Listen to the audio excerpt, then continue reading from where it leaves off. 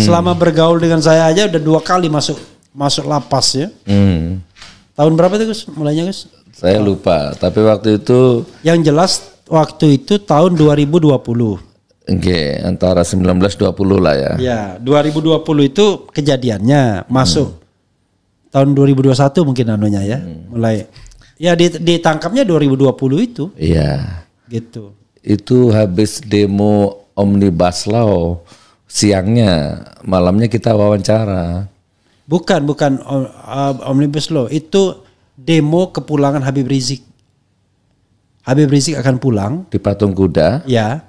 Itu apa istilahnya waktu itu, bukan Omnibus Law ya? Omnibus Law itu ya? Seingat saya Omnibus Law. Oke. Siang di Patung Kuda, malam ketemu Bang Refli itu di hotel apa itu, deket-deket Patung Kuda situ. Iya, hotel ini, hotel apa? Hotel di Sudirman itu. Ya. Bang Refli tanya bagaimana menurut Gus Nur ormas itu gitu. Oh iya. Lalu memberikan perumpamaan. Tapi memang kalau dilihat dari hukum ya memang nggak sah, nggak boleh. Maksudnya gini, loh, kita kan menilai orang, kalau orang itu keberatan, kan harusnya dia bantah. Tapi ya sudahlah, udah lewat ya. Karena ada lagi nih masalah di sini kan. Insyaallah. Kayak yang sekarang terjadi kan. Yang kedua, Bambang Tri ada juga kaitannya dengan sini ya. Jadi Gus Nur dihukum tanpa pernah tak melihat ijazahnya. Iya, Oke. Bang. Tapi Gus Nur baru pembebasan bersyarat sekarang ya? Insyaallah. Oke. Sebenarnya kalau pembebasan bersyarat sampai kapan deh Gus? 1 tahun ya. 16 bulan. Hah? 16 bulan Bang. 16 bulan lama juga ya. Tapi itu sudah berkurang berapa bulan nih? Sekitar 14 bulan lagi. 14 bulan lagi. Iya, Bang. Ya tapi puasa dulu biasanya. Minimal tidak bisa sembarangan ngomong kan. Kalau sembarangan ngomong nanti diundang lagi ke pesantren. Ya. Jadi kegiatan apa Gus sekarang Gus? Alhamdulillah. Jadi gini Bang Refli. Ya. Saya waktu ditangkap kan lagi proses bangun masjid tuh.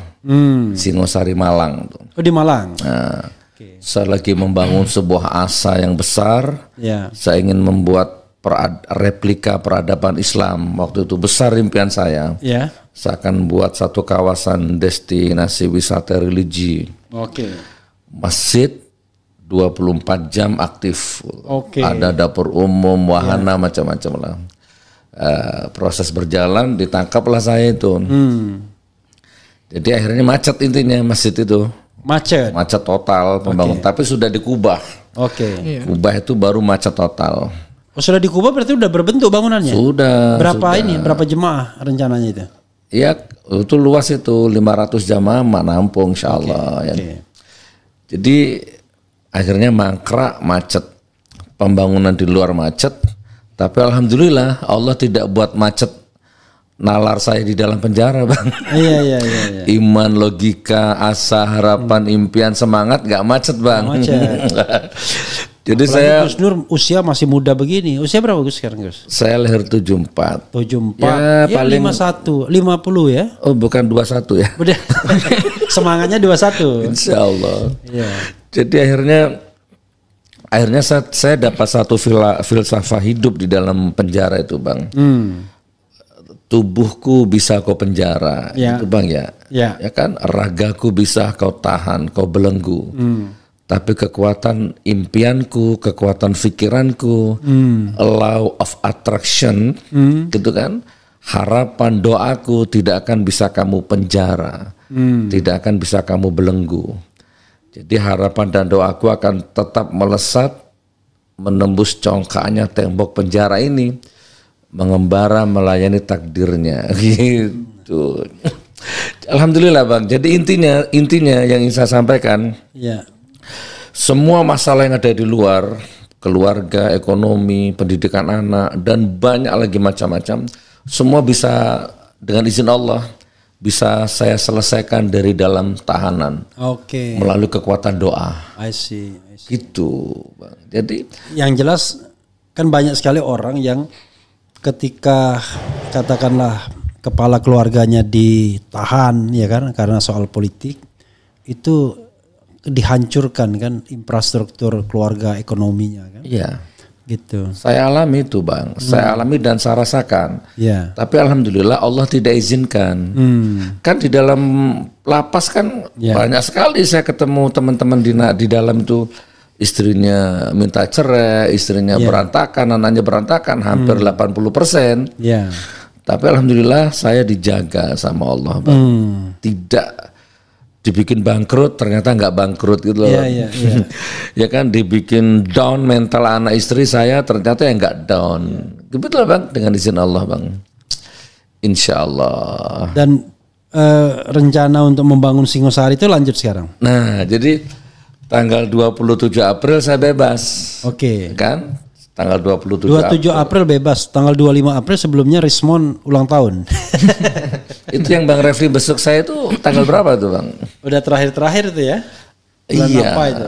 Ya berapa menjelang bebas lah. Iya itu. menjelang bebas tuh. 27 April bebas, 29 April saya ke lokasi pembangunan masjid itu. Oke. Nangis saya Bang, nangis dalam hati ya. Iya. Bangunannya tuh udah nggak terawat, susah mau masuk karena rumputnya liar gitu Bang. Nah 29 April saya ke sana, saya panggil si kepala tukang ini, Pak Novi Bang. Pak Novi tolong dihitung ini lantai 1 dan bersih-bersih ini, lantai 1 ini berapa? Ya dihitung muncul RAB 150 juta. Lalu saya telepon beberapa teman di Jakarta ini. Buatkan saya jadwal safari dakwah di Jakarta. Muncul akhirnya jadwal 10 hari Bang. Iya. Alhamdulillah 10 hari safari dakwah, targetnya cari rezeki 150 juta. Iya. Ternyata dapat 200 juta. Selesai akhirnya pembangunan masjid itu yang lantai 1. Iya. Clear semua alhamdulillah. Berarti bukan safari dakwah sekarang? Bukan yang tempo hari. Tempo hari. Ini jilid kedua ini. Iya. Dan baru saya naik ke lantai 2 Bang Refli. Iya. Saya naik ke lantai 2. Saya minum dulu Bang. Bantu ini.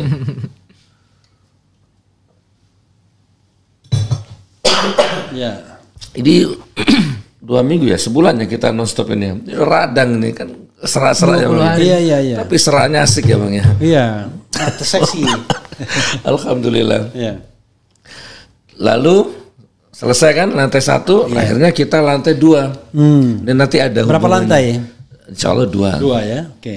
Nanti ada hubungannya dengan pertanyaannya Bang Refli nanti. Iya. Saya telepon lagi tuh kepala tukangnya. Iya. Bang, Pak tolong dihitung lagi nih yang lantai 2. Dihitung muncul RAB 240 juta. Bang Refli. Iya. Akhirnya kita buat jadwal dakwah. Dari mana nak? Jadi kita sudah ke Malang, Jakarta, Ya. Malang, Surabaya, terus Setelah Sumatera Surabaya Barat. langsung geser ke Sumatera Barat. Jadi kita dari Padang kemarin. Oh sudah ke Padang duluan? Sudah. Oke. Padang, Di Padang aja kayaknya berapa lokasi? 10 hari. Berapa titik gitu ya? 23. Padang, Bukit Tinggi, Solo, Pasaman. Iya. Terus 10 hari di sana. Lalu sekarang lanjut ke sini. Insya Allah nanti Senin kita ke Solo. Balik lagi Bang ke Padang. Balik lagi ke Padang? Iya, Kaltim, Batam sampai Aceh nanti ini. Iya, Insya Allah 3 bulan lah. Iya. 3 bulan ke depan. Nah, insya Allah ini lantai 2 juga sudah lancar lah penjalanannya Bang. Iya. Pembangunannya lancar. Jadi intinya mohon doa mudah-mudahan cepat selesai itu Bang. Harapan yang tertunda. Asa yang tertunda gitu kan Bang. Oke. Jadi kalau misalnya ada Sobat RH mau menyumbang boleh nih berarti?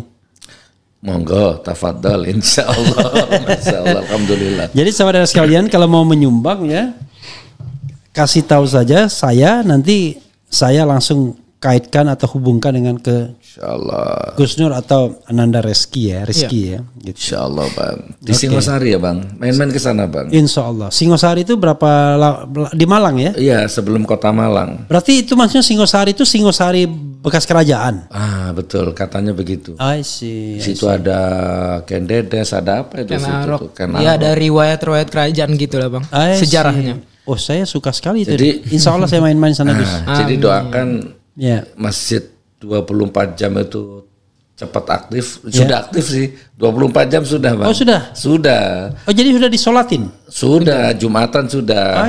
Walaupun lingkungan sekitar. Walaupun belum selesai. Enggak, lingkungan sekitar masih belum rapi gitu ya? Iya. Sudah, kalau lantai 1 sudah rapi lah. Iya, maksudnya lingkungan sekitar masjid. Iya. Ada fotonya enggak? Ada, video ada, foto ada. Minta banyak. dong. Siap, Bang Refli. Enggak, maksudnya minta bisa kita tampilkan saat ini. Diproses. Nah, nanti saya nanti minta kasih ke ini nomornya ya. Oke. Jadi Bang Refli. Atau kirimkan ke saya ada. Oke. Jadi ada dapur umum. Intinya orang ke sana itu makan, minum, tidur, ngaji, menghafalkan Quran, sholat, free 24 jam. Tidak digembok, tidak ditutup. I see. Jadi hanya kotak amalnya saja ditutup, Bang. Kunci pintunya enggak. Gitu. Dan luar biasa ini pertanyaannya Bang Refli tadi ya. Bebas dari penjara kok malah bangga ketemu orang gitu, malah enggak malu ketemu orang gitu, Bang ya. Jadi saya safar ini ya bukan hanya bangga ketemu orang, Bang. Kalau bangga ketemu orang saya agak nomor yang keberapa. Saya tetap bangga menjadi seorang suami yang ditunggu istrinya. Oke, itu yang paling penting. Bangga sebagai seorang ayah yang ditunggu anak-anaknya, gitu Bang. Termasuk ditunggu menantunya. Selebihnya alhamdulillah juga Bang. Di mana saya dakwah, di pasar, di mana ya ketemu orang, alhamdulillah. Luar biasa. Dan saya nggak malu mantan narapidana. Iya, banyak sekali narapidana yang dipikirnya kan gini misalnya. Ini orang bersalah, melakukan tindak pidana, tidak mengulangi perbuatan dan lain sebagainya. Padahal dia sendiri tidak merasa bahwa dia melakukan tindak pidana, dia dikriminalisasi. Maka muncullah Gus Nur, Habib Rizik, Habib Bahar, kemudian Syahganda Nenggolan, kemudian Bitor Suryadi. Nah, mereka merasa mereka bukan penjahat, mereka dihukum karena soal politik. Termasuk Roy Suryo pernah juga kan ditahan kan gitu. Kalau tolok ukur saya ini Bang, hina di mata manusia kan belum tentu hina di mata Allah, belum tentu hina di mata hukum alam gitu ya. Dan referensinya secara de facto, secara absolut pun ada, secara dalil syar'i, qat'i ada semua itu Bang. Contohnya Nabi Yusuf. Di penjara kasus menzinai istri orang. Padahal itu di penjara konon karena pengen diselamatkan juga ya. Kan terlalu ganteng ya. Maksudnya pasal yang disangkakan kan menzinai istri orang. Dan fakta persidangan kan nggak terbukti Bang. Tapi ya tetap saja jebloskan juga. 7 atau 9 tahun itu beberapa riwayat mengatakan begitu. Ada Buya Hamka itu Bang. Siapa lagi? Imam Syafi'i, Imam Hambali, banyak tokoh-tokoh masyhur yang di penjara. Jadi tolak ukur saya ke sana. Gitu, Bang. Dan ya itu, tapi intinya secara real, secara lapangan saya bangga Bang Refli. Bangga menjadi bagian dari apa yang saya yakini perjuangan amar ma'ruf nahi munkar ini. Kan gitu istilahnya Bang. Intinya kan itu. Alhamdulillah, barakallah. Ya, tetapi kan memang tentu Gus Nur ada batasan-batasan ya, karena masih pembebasan bersyarat gitu ya. Tentu Gus Nur kan tidak bisa sevokal sebelumnya saat ini. Paling tidak ditahan-tahan dulu Gus. Makanya saya nggak mau tanya-tanya. Alhamdulillah. Iya sih. Wallahu alam. Oke. Tapi belum ada belum ada peringatan-peringatan tuh. Oh Gus, jangan begitu dong, enggak ya? So far so good ya. Insyaallah, insyaallah. Insyaallah. Yang penting sekarang gini, Bang. Jadi sekarang ini 3 bulan 4 bulan ke depan ini sumber daya, kekuatan, pikiran, fisik, akal, dana, waktu ini kita investasikan untuk jihad di jalan Allah ini, safar ini Bang. Jadi untuk fokus menyelesaikan harapan yang tertunda tadi, ya paling tidak menyelesaikan pembangunan masjid yang sekarang ini. Ini sudah saya udah remote gambarnya ya. Tapi sobat sekalian, itu nggak usah melalui saya nih, di sini sudah ada ininya. Sudah ada rekening yang tidak apa-apa, melalui Bang Refli juga tidak apa-apa. Nanti saya takut terfitnah. Netizen ini buruk banget ininya, perilakunya kan? Gitu. Tiba-tiba datang petugas, kamu sudah melakukan fundraising tanpa izin. Oh gitu ya. Iya. Tapi kalau untuk sumbangan pembangunan masjid itu jelas kan, yang jelas alamatnya ada, masjidnya ada. Ini insyaallah. Ini bentuknya meniru gaya siapa? Saya tidak tahu, waktu itu ngikut saja sama yang gambar itu. Gitu aja. Tapi ini daerah dingin ya?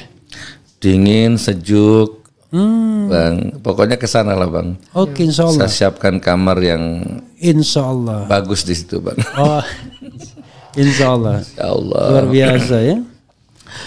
Iya, jadi sekarang tenaga pikiran kita curahkan ke sana, Bang Refli. Dan tidak mengurangi nilai perjuangan Bang. Jadi perjuangan kita ya gitu ya nak ya. Insyaallah. Bangun harapan orang sebanyak-banyaknya, walaupun harapan kita lagi nggak jelas juga nih. Kenyangkan perut orang sebanyak-banyaknya, walaupun kita dalam kondisi lapar. Gitu, kurang lebih seperti itulah. Ya, tapi insya Allah lah ya, karena kan Gus Nur tidak bersalah. Paling tidak di mata kebanyakan orang loh, bukan hanya di mata Allah, di mata kebanyakan orang. Kan yang begini-begini orang paham kalau ini dikriminalisasi. Jadi mohon maaf nih Gus ya, sering sekali kasus Gus Nur dan Bambang Tri itu dijadikan contoh. Betapa zalimnya rezim. Menghukum orang tanpa kejelasan soal apa yang dikatakan sebagai berita bohong itu kan. Iya. Berita bohong tentang ijazah palsu, tapi ijazahnya nggak pernah ditunjukkan. Dan tuntutannya maksimal 10 tahun. Vonisnya 6 tahun. Tapi di pengadilan tinggi berubah. Bukan lagi pasal berita bohong, tapi pasal ujaran kebencian kalau nggak salah. Yang maksimalnya 6 tahun. 6 tahun karena 2/3-nya jadi 4 tahun. 4 tahun Gus Nur ya? Gus Nur. Iya, itulah. Kan harusnya bebas tuh.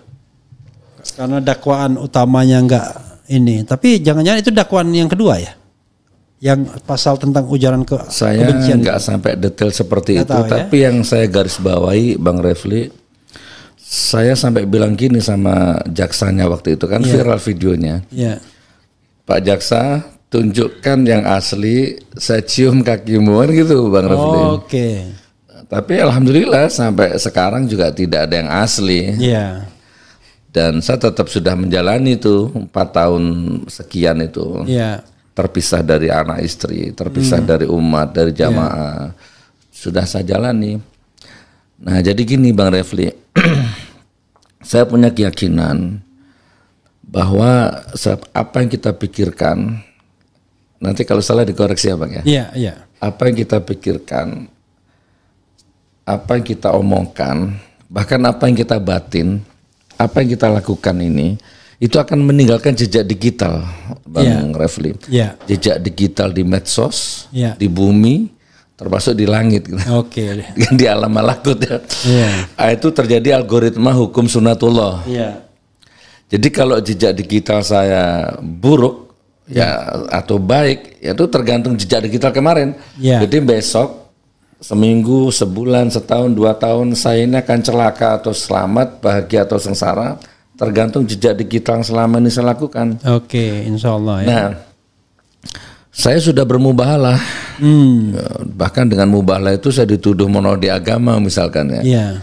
Itu mubahalah itu bukan sekali 2 kali, berkali-kali dengan Al-Quran di atas kepala. Iya, Gus Nur itu paling banyak mubahalah. Nah, ya karena waktu itu saya hanya merasa punya Al-Quran saja, nggak punya apa-apa itu. Sedangkan saya lawan seperti tembok raksasa Cina itu, punya segala-galanya. Nah, jadi begini, apa yang saya sampaikannya Bang Refli ya, kira-kira saya sudah selesai dengan semua hiruk pikuk ini. Jadi proses mubahalah, proses semua yang terima atau yang tidak menerima sekarang sedang berlangsung gitu loh Bang Refli. Iya, iya. Sedang berjalan mencari titik koordinatnya masing-masing. Iya. Saya atau mereka yang hina, yang mulia, yang celaka itu Bang Refli. Oke. Hanya itu saja. Ini kurang lebih begitu. Tegas walaupun samar-samar. Masya Allah.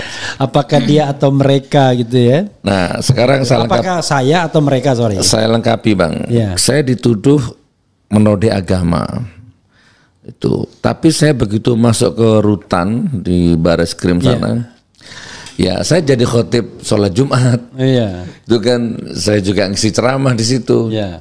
Setahu saya setelah keluar masuk penjara, orang kalau masuk penjara dengan pasal menodai agama, mencuri kotak amal, itu di dalam hancur Bang. Hancur, digebukin orang. Nah gitu kan. Saya masuk jadi disambut pakai takbir, Allahu Akbar gitu kan. Nah secara yang saya alami begitu, dari berbagai macam pindah lapas itu saya alami begitu. Sampai sekarang saya bebas pun tidak ada yang berubah gitu. Kemana saya melangkah enak, bebas, ringan batin ini. Ketemu orang ya subhanallah masih menghargai saya sebagai hamba Allah, sebagai manusia gitu Bang. Begitulah kurang lebih Bang Refli. Luar biasa ya. Gus, iya. Kan yang namanya perjuangan amar ma'ruf nahi mungkar itu kan seperti dua sisi dari mata uang yang sama kan. Two side in one coin. Kadang-kadang orang, wah nggak boleh dong begini-begini. Kalau yang namanya amar ma'ruf itu relatifly tidak ada konsekuensinya. Ya. Semua orang suka aja disumbang, dikasih tausiah dan lain sebagainya. Tapi begitu nahi mungkar, itu kan konsekuensinya di sana kan. Jadi Gus Nur tetap di track itu. Tetap, tidak bergeser. Tetap dan tetap dan tetap. Nggak kapok ya dengan dua kejadian terakhir yang paling tidak yang saya ikutin ya. Kasih saya alasan untuk kapok, kira-kira apa Bang? Saya nggak punya alasan untuk kapok, kecuali saya OTT KPK, korupsi, makan dana haji, reklamasi, misalkan ya. Maka saya kapok, minimal kapok membohongi anak istri saya, menyengsarakan mereka. Tapi mereka nggak kapok tuh. Masya Allah. Ya, kalau saya kriminal seperti itu, ya baru saya kapok Bang. Saya jadi gini, ini mungkin jawaban yang pas ini. Iya. Kira-kira waktu proses apa itu Bang? Waktu melengkapi barang bukti itu apa namanya? Sidik ya. Masih dititipkan, belum dilimpahkan. Apa itu Bang? Belum dilimpahkan ke kejaksaan. Belum P21 lah intinya. Ya, masih proses penyidikan. Nah, masih proses penyidikan kan. Itu beberapa pengacara datang kan besok. Saya nggak tahu ini benar apa salah, atau pengacara saya itu ngetes atau bagaimana, saya nggak paham. Gus Nur, ada kabar baik entah buruk terserah Gus Nur. Kalau besok Gus Nur akan dibawa ke lantai 15 di konferensi pers. Nanti Gus Nur diwawancarai dengan beberapa media, diborgol macam-macam. Nah kalau di situ Gus Nur besok mau minta maaf, Gus Nur bebas. Kan? Tapi kalau enggak ya enggak, pilih yang mana kira-kira.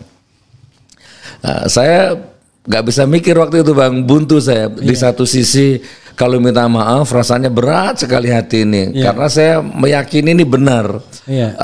Kecuali terbukti salah, saya paling suka minta maaf itu Bang. Tapi kalau nggak minta maaf, saya pengen bebas waktu itu. Manusiawi.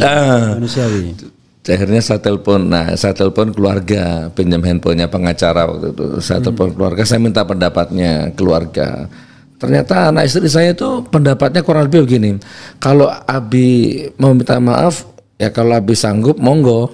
Kalau memang perasaan menurut kita selama ini Abi itu hak oleh kan bener. Jadi kalau minta maaf berarti kan Abi mengingkari hatinya Abi gitu. Nah yang kedua, bukan berarti kita senang Abi di penjara, tapi kalau memang Abi tidak mau minta maaf dan tetap di penjara, insya Allah kami keluarga siap support, doa lahir batin. Tapi kami sebagai keluarga sami'na wa ata'na aja. Jadi akhirnya kita putuskan saya tidak mau minta maaf. Kecuali nanti di pengadilan terbukti bersalah, saya baru minta maaf. Dan saya milih di penjara Bang, daripada minta maaf. Itu mungkin jawabannya Bang. Amar ma'ruf nahi munkar yang saya yakin itu. Jadi bersalah itu bersalah menurut hakim, tapi tidak bersalah menurut masyarakat. Masyaallah begitu. Tidak menganggap Gus Nur bersalah karena sampai terakhir ijazah tak ditunjukkan, kan kira-kira gitu. Allah alam bisawab. Tapi itu kan faktual kan, ijazah asli kan nggak ditunjukkan kan? Tidak ada. Karena kan Gus Nur kena tuntutan tentang berita bohong kan, pasal 14 ayat 1 Undang-Undang 1 1946 yang dan akhirnya itu pasal dibatalkan oleh MK kan, dinyatakan inkonstitusional. Harusnya Gus Nur dan teman-teman yang kena pasal itu minta rehabilitasi itu harusnya ya kan. Gitu. Rehabilitasi dan ganti rugi harusnya. Ganti rugi ya. Iya.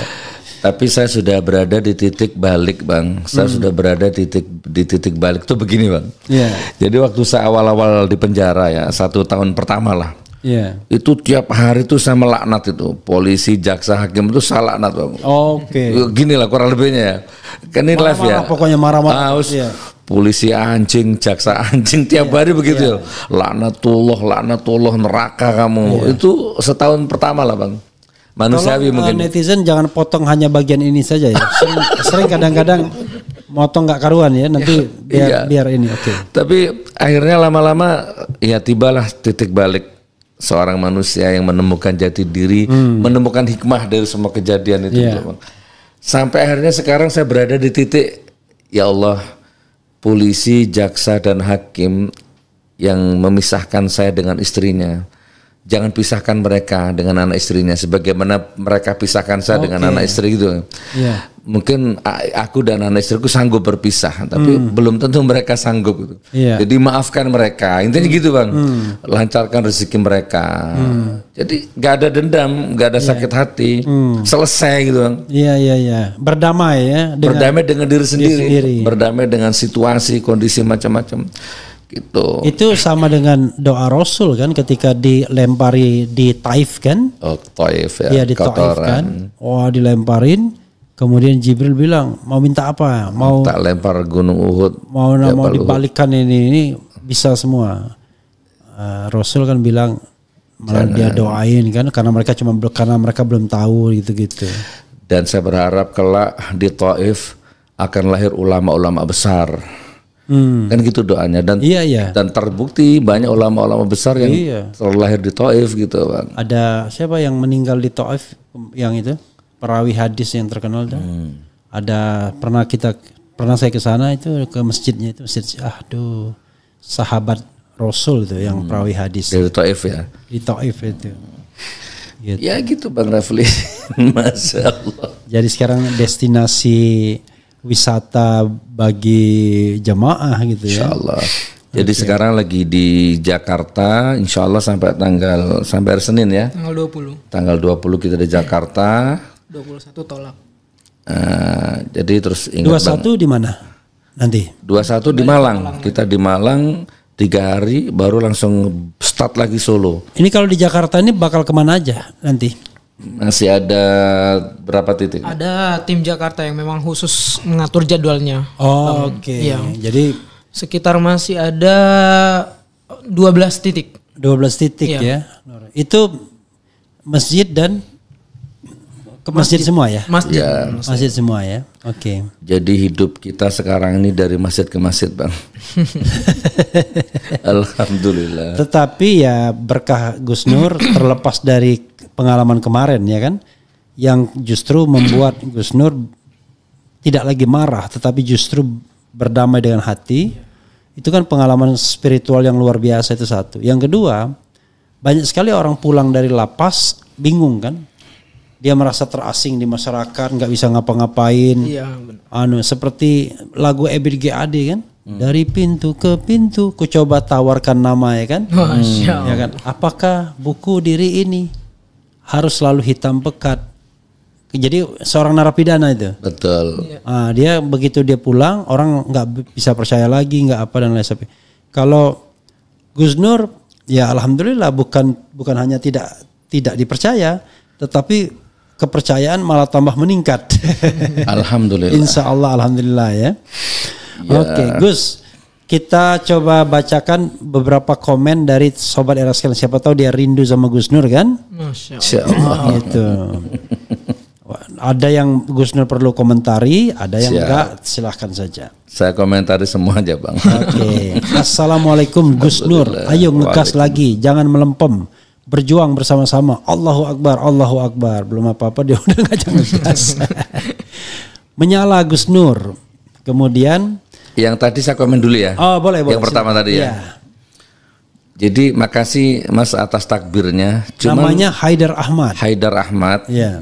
Ayo Gus ngegas lagi. Allahu Akbar, jangan melempem. Takbir. Ya. Tapi Mas Haidar, begitu saya di penjara, ternyata saya sendirian Bang. Mana yang ayo Gus ngegas, takbir, mana? Gak ada yang ikut masuk penjara.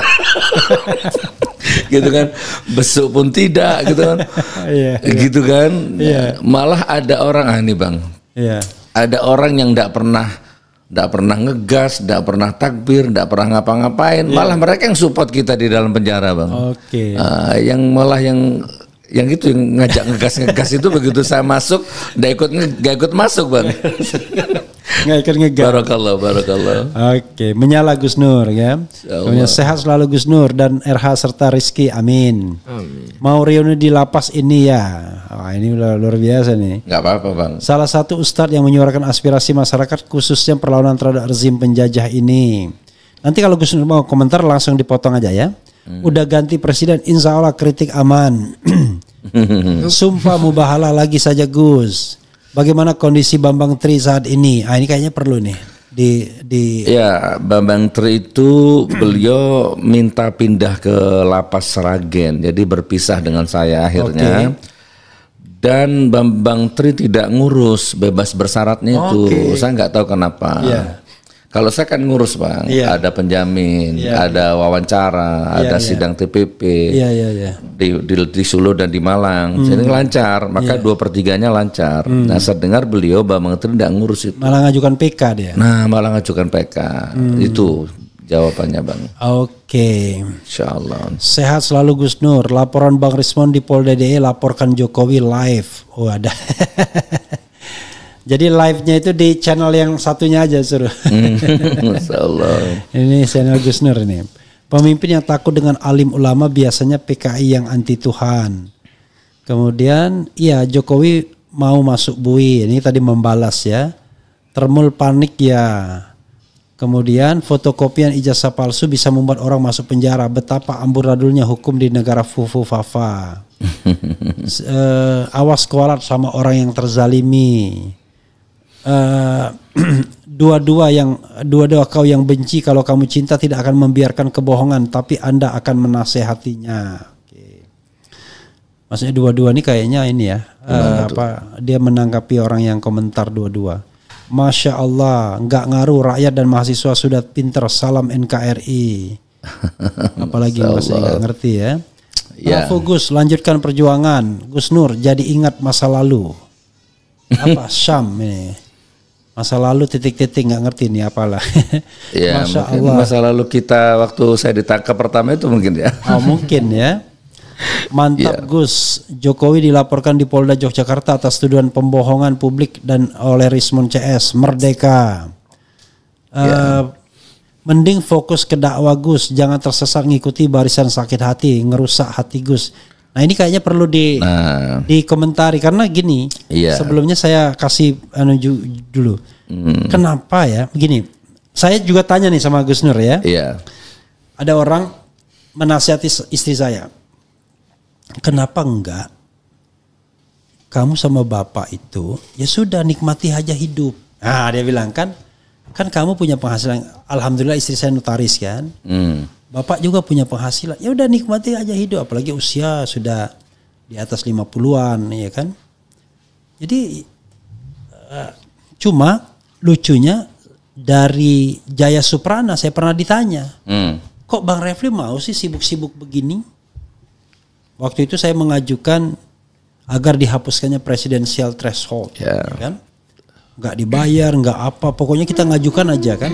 Iya. Saya bilang begini, jawaban saya pada waktu itu. Saya ini mungkin sedikit dari hamba Allah yang diberikan kemewahan dalam tanda kutip. Kan orang tuh diberikan kemewahan itu 2 saja, harta dan ilmu. Saya harta nggak banyak, tapi ilmu saya sampai S3 saya bilang. Nanti kalau saya ditanya, Tuhan, kamu ilmumu kamu pakai apa aja gitu kan? Masa dipakai untuk berjalan-jalan santai-santai dan lain sebagainya kan? Kalau orang tidak berilmu itu masih dimaafkan. Ilmumu buat apa? Nah itu barangkali yang membuat alasan kemudian kenapa kita berada di wilayah ngeri-ngeri sedap ini. Yang setiap saat diincar, mau dipenjarakan, mau diprovokasi agar ditahan dan lain sebagainya. Silakan Gus, sekalian jawab yang tadi Gus. Yang dakwah aja katanya. Ya saya enggak tahu kenapa kok ada muncul barisan sakit hati ya. Padahal saya merasa enggak sakit hati. Ya. Gitu kan. Sedikit pun saya di titik yang tidak sakit hati nih. Ya. Bahkan bahagia hati nih Mas. Tidak ada sakit hati itu tidak ada. Ya. Yang ada syahdu, bahagia, karomah, samara, happy, tenang. Enggak ada Mas sakit hati itu. Nah jadi Bang Refli mungkin panggilan jiwa jadi kali ya Mas. Gus. Gus Dur itu bukan sakit hati tapi ngikutin barisan sakit hati. Oh. Ngerusak hati Gus katanya gitu. Jadi ngikutin barisan sakit hati itu ngikutin Refli Harun, ngikutin Roy Suryo, ngikutin. Sebelum ada Bang Refli, sebelum ada Bang Roy Suryo, sebelum ada Bang siapa? Bang Rismon, kan saya duluan. Ya kan? Yeah. Belum ada Purnawirawan Jenderal, belum ada apa-apa lah ya. Itu saya duluan dulu yang teriak gitu ya. Tapi intinya ya tapi ini medsos Bang Refli, kita nggak usah terlalu hidup kita jangan bergantung kepada komentar netizen di medsos. Oke, bukan maksudnya gini tadi. Pernyataan yang paling fokus ke dakwah. Jadi saya nggak ngerti ya. Dakwah itu kan tetap saja amar ma'ruf nahi mungkar. Ya. Namanya dakwah. Dakwah itu kan tidak harus di masjid kan. Dakwah itu kan bisa dengan segala sarana. Mungkin beliau juga belum tahu apa spesifik dakwah itu apa kan gitu ya. Ada dakwah lisan gitu kan, ada dakwah tindakan, macam-macam. Setiap nafas kita ini dakwah. Ya, tapi ada yang tadi tuh Bang, amar ma'ruf nahi munkar tadi itu. Mungkin maksudnya beliau itu udahlah bahas bab datang bulan saja, haid, toharoh gitu mungkin Bang ya. Sunnah, surga neraka sajalah. Nggak usah yang ngeritik-ngeritik gitu mana kan. Yang sunnah, mana yang wajib dalam sholat kan gitu, aman itu. Ya. Mungkin gitu maksudnya. Nah, itu amar ma'ruf baru. Nah, sedangkan perintah di Al-Quran kan ajaklah kebaikan, cegahlah yang mungkar. Itu perintahnya ada. Dan ketika kita mencegah kemungkaran, kita nggak punya target harus berhasil, tidak. Yang penting sikap kita di mana. Nah, kita hanya ingin mempertegas kelak di hadapan Allah hujah kita itu jelas. Jadi gini Bang, misalkan kita itu teriak tiap hari, jangan minum, haram. Ya sudah kita teriakkan terus tiap hari, walaupun sampai kiamat minuman itu ada gitu. Karena memang pabriknya nggak ditutup gitu. Sama gitu kan, saya ngeritik sistem yang dolim misalkan sampai saya di penjara, saya paham resiko itu dan saya paham walaupun saya ngeritik sampai jebol urat saya, sistem dolim tetap akan ada gitu. Walaupun mungkin ganti nama, ganti peran, ganti apa gitu ya Pak. Kita bukan lagi dalam target beruntung atau berhasil, tapi hujah kita di hadapan Allah kelak itu loh. Itulah itu yang juga yang saya katakan di depan ini. Pertanggungjawaban saya karena kita punya ilmu ya kan, maka ilmu itu kita gunakan untuk tadi amar ma'ruf nahi mungkar. Dan soal hasil, makanya saya declare tidak mau kalaupun menerima jabatan sampai 2029 biar hatinya merasa lapang gitu. Kita mencari sesuatu bukan mengkritik itu bukan untuk mencari sesuatu, misalnya mencari jabatan dan lain sebagainya. Tapi betul-betul kita ingin, kalau saya kan mengatakan kita pengen negara ini baldatun thayyibatun wa rabbun ghafur kan begitu. Gemar ripah lo jinawi dipimpin oleh pemimpin yang alim bukan pemimpin yang zalim ya kan begitu. Iya, dan sampai sekarang juga kita nggak jadi komisaris makanya. Iya kan. Tapi saya lengkapi sedikit Bang. Bang Refli pernah dengar nggak cerita tentang cicak dan burung pipit itu. Oh iya, dengar sering sekali ya. Nah, kan itu Nabi Ibrahim kan? Nah, iya. Kurang lebih begitulah. Iya. Ketika Nabi Ibrahim dibakar, seekor burung pipit mengambil air di danau dengan paruhnya yang kecil tuh, dia teteskan di kobaran api itu. Tiba-tiba ditegur sama cicak gitu. Ngapain lu? Pit, ngapain lu Pit? Goblok kau. Gak mungkin kamu bisa madamkan api itu. Tapi luar biasa jawabannya Pipit. Aku tahu, aku sadar bahwa usahaku ini gak akan bisa memadamkan api ini. Tapi besok di hadapan Tuhan minimal jelas jawabanku. Bahwa aku tidak diam ketika melihat kedoliman. Ya, jadi itu aja. Jelas keberpihakannya kan? Tidak abu-abu, tidak cari aman. Iya. Tidak gini Bang ya, ketika penguasanya si A, dia serang si B. Ketika penguasaan si B, dia merapat ke B. Penjilat ya Bang ya. Iya. Makanya saya bilang, kita ini tugas kita ini barangkali sudah ditakdirkan untuk menjadi pengingat penguasa.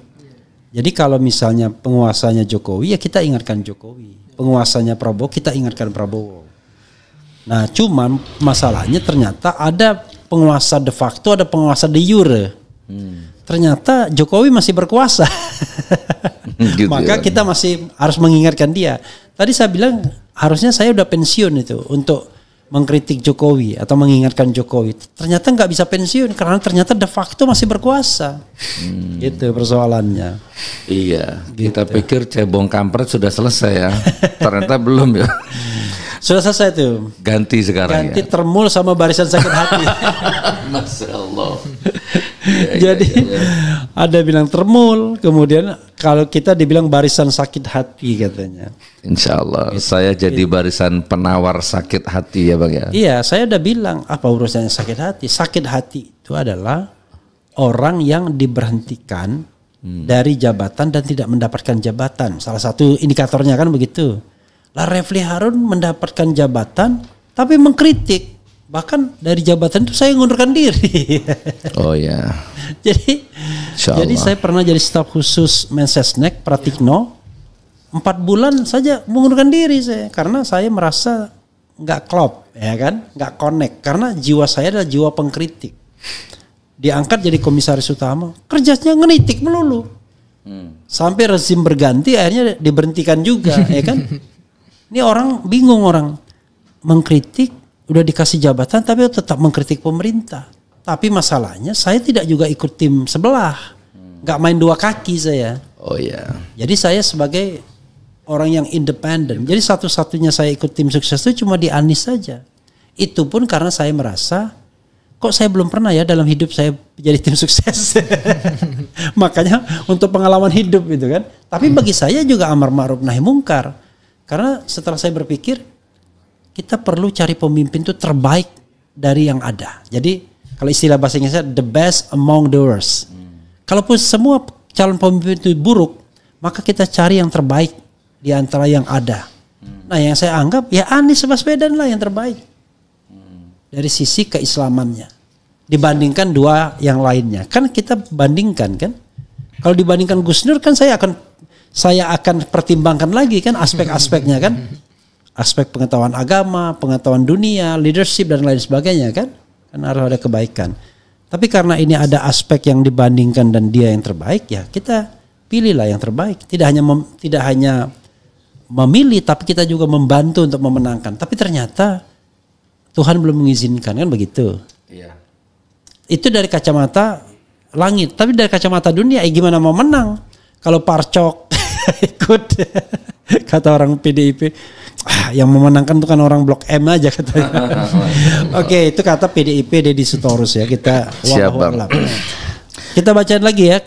Ada berapa menit lagi Gus? Gus Dur mau pergi? Iya.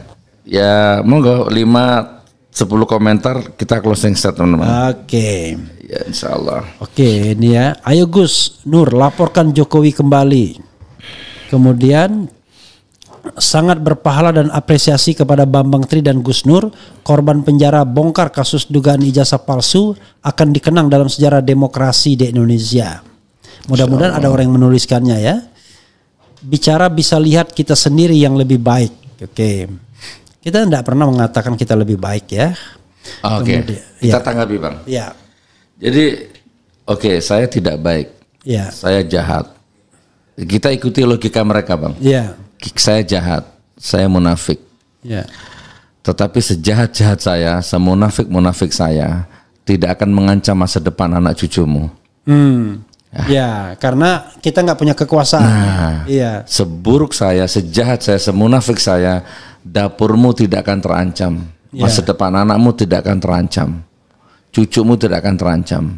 Itu garis bawah itu. Ya. Tapi seburuk rezim atau penguasa. Kalau yang buruk itu rezim, sedikit, maka token listrikmu kamu nggak bisa beli nanti. Terancam SPP anakmu, kamu nggak bisa bayar.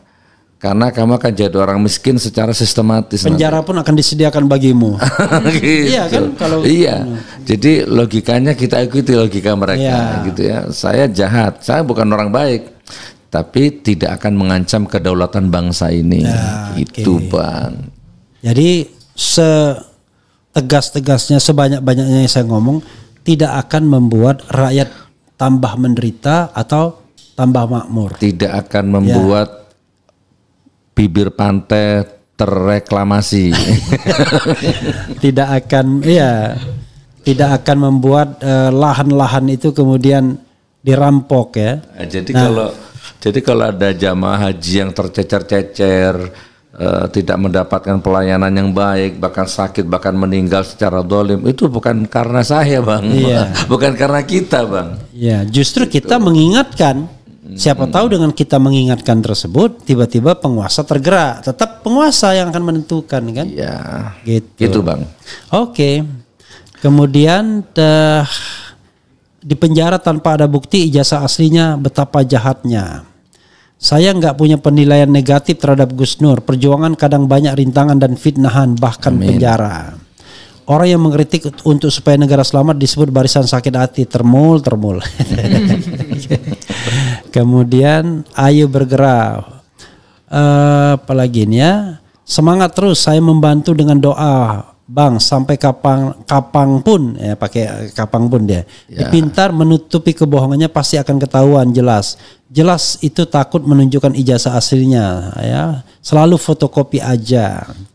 Hati-hati Nur, kepancing RH lagi kamu Nur. Dia bilang Nur aja, ini mohon maaf ya saya Gus ya.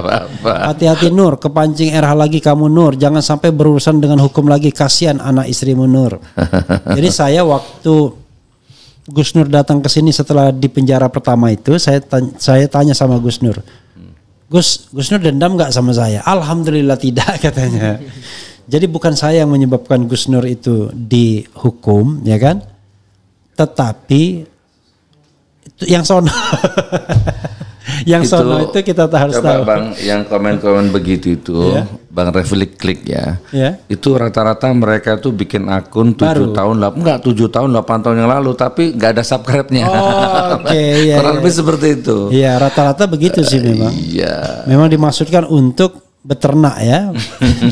Beternak akun yang kemudian untuk mengomentari orang ya kan. Selamat berjuang.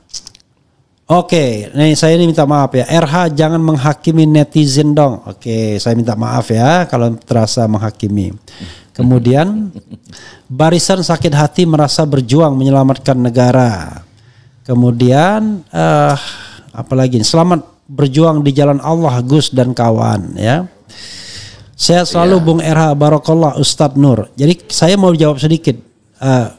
Gus tadi bilang barisan sakit hati, karena yang barisan sakit hati kan saya anggap aja merasa berjuang menyelamatkan. Tidak, saya tidak merasa menyelamatkan negara.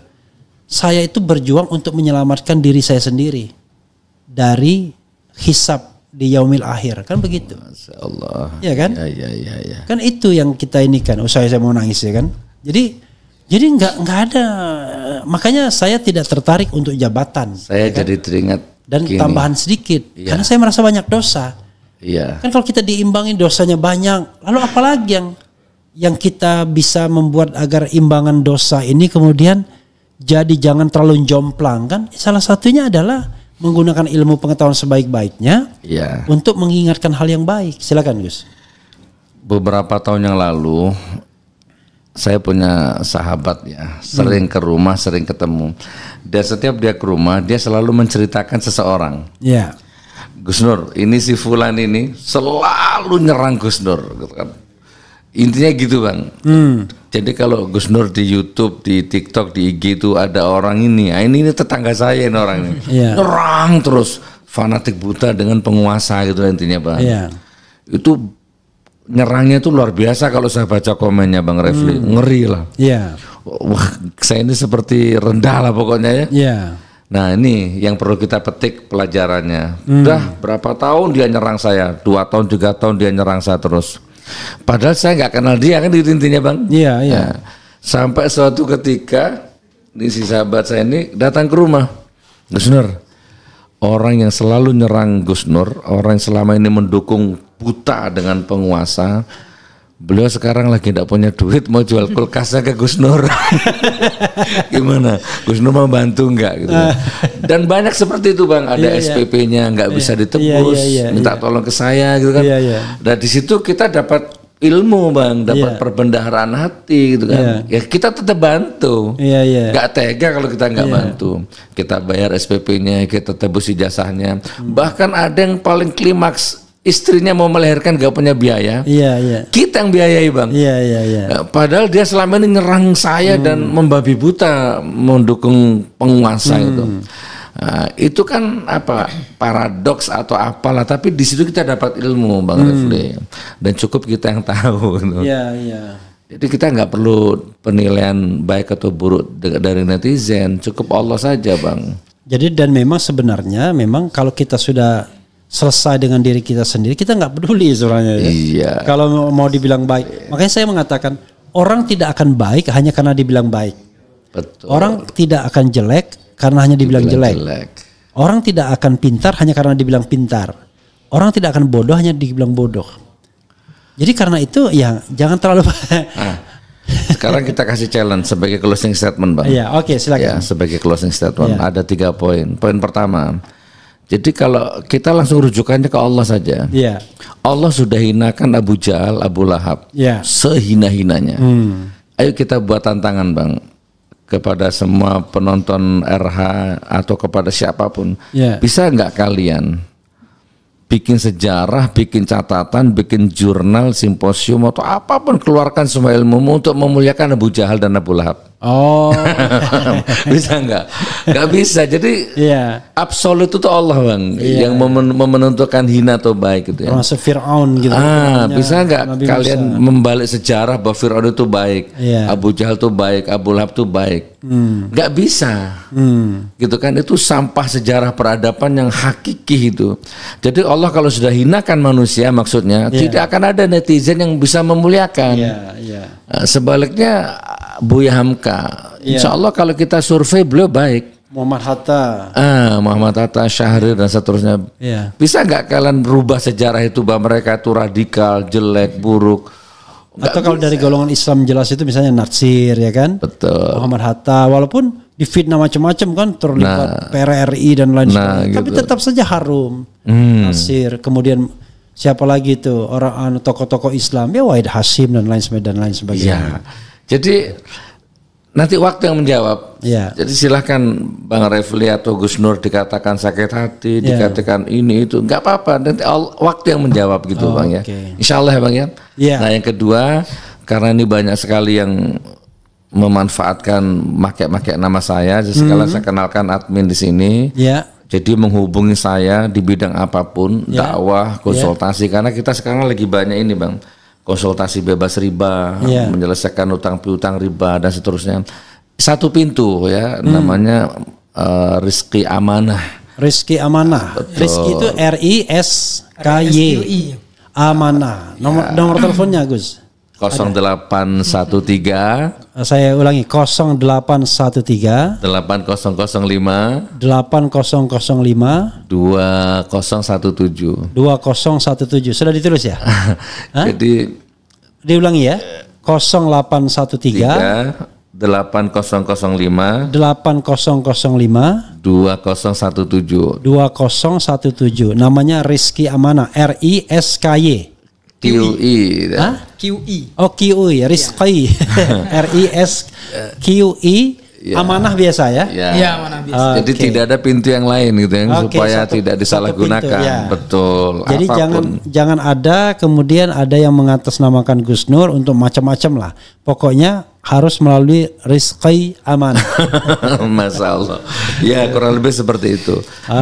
Baik safar dakwah, jadwal dakwah atau yang lain-lain, hanya satu pintu itu saja.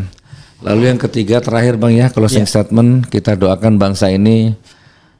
Ya gimana Bang, seburuk-buruknya bangsa ini, seburuk-buruknya hukum ini kan kita orang sini, kita tinggal di tempat sini. Kita lahir dan insya Allah meninggal di sini. Iya, jadi kita nggak putus-putus asa berdoa terus kepada Allah ya Bang. Mudah-mudahan bangsa ini segera diangkat. Cinta sama negeri itu tidak persis sama dengan cinta dan penguasa, kan begitu.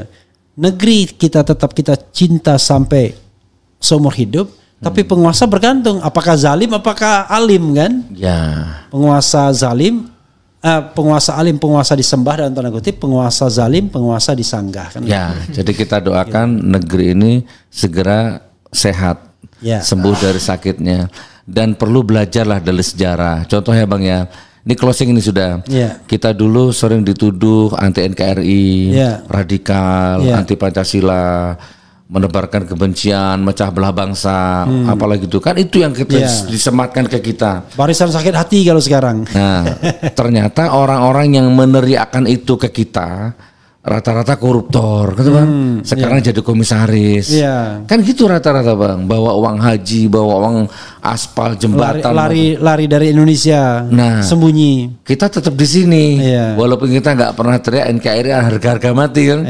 Tapi belah dada kita ini pasti NKRI harga mati ini, gitu ya Bang ya. Insya Allah seperti itu. Bismillah ya Allah, sembuhkan bangsa ini, sembuhkan negara tercinta ini ya Allah, bersihkan dari penjilat-penjilat, munafik-munafik, penipu-penipu ya Allah, koruptor-koruptor ya Allah. Amin amin ya rabbal alamin. Jauhkan kami, keluarga kami dari bala, musibah dan fitnah. Ya, jauhkan dari penguasa yang dolim, pejabat yang dolim, penipu, koruptor dan sebagainya ya Allah. Hujankan rahmat bangsa ini, keluarga kami. Ya, dari hujankan rahmat, berkah umur, berkah rezeki, berkah keluarga, berkah ilmu, berkah langkah. Intinya semuanya nanti ya Allah jadikan kami semua husnul khatimah. Amin ya rabbal alamin.